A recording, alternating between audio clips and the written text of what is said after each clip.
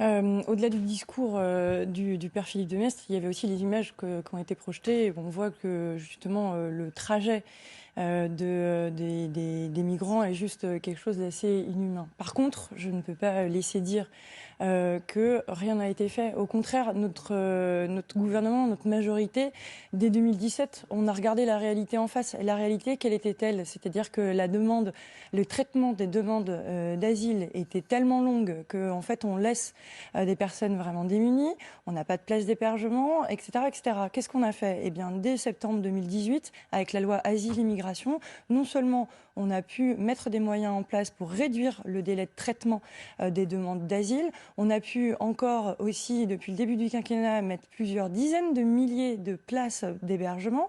Et puis enfin, on a encore très récemment permis à ce que quand vous faites une demande d'asile, si vous n'avez pas de réponse encore des autorités sous 6 mois, vous pouvez travailler. Pourquoi? C'est parce qu'on ne peut pas non plus laisser des gens comme ça être dans l'entre-deux. C'est-à-dire je ne suis ni accueillie, je ne suis ni insérée. Donc on va de plus en plus vers ça.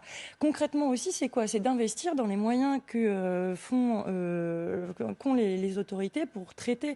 Aujourd'hui, vous avez une réduction du nombre de mois qu'il vous faut avant une réponse de demande d'asile. C'est très important. Mais finalement, qu'est-ce que nous, chacun de nous, on fait dans la solidarité? Vous avez dit que certains peuvent avoir une action solidaire en envoyant un chèque. On a aussi des personnes qui sont très solidaires. Pourquoi? Eh bien, en accueillant, par exemple, des personnes qui vont travailler. Moi, j'ai eu des rencontres avec des personnes qui se sont retrouvées accueillies. Je pense à Kwame, un jeune Africain qui s'est retrouvé par l'apprentissage, trouver une voie d'intégration en France. Mais pour ça, il a fallu aussi que quelqu'un leur fasse confiance. Une école, un employeur. Et bien en fait, chacun de nous, effectivement, peut avoir un rôle dans l'accueil.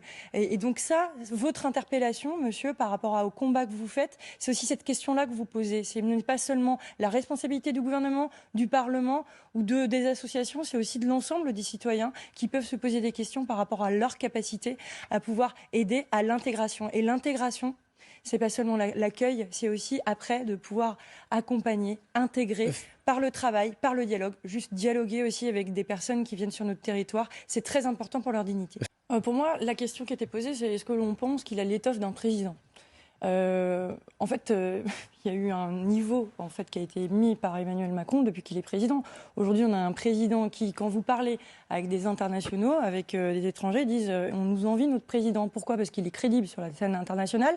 Zemmour n'a pas le niveau, c'est ce que vous dites. Mais en fait, moi je dis simplement que c'est pas moi qui le dis, c'est 70% des Français. C'est la question que je vous pose, donc vous pouvez le dire si vous le pensez. Mais non, mais je pense qu'il n'a pas le niveau. Enfin voilà, mais en fait, le 70% des Français pensent qu'il n'a pas l'étoffe d'un président, mais aussi parce que l'étoffe de président, elle a été grossie ces dernières années, parce qu'on avait un président qui, depuis 2017, a aussi bien une carrure internationale, a pu l'imposer, que de pouvoir montrer que l'évolution de sa présidence, il a pu répondre, et encore dernièrement, par le quoi qu'il en coûte, à une urgence auprès des Français. Et donc ça, les Français le savent, et ils attendent d'un président ce que aujourd'hui Emmanuel Macron leur donne.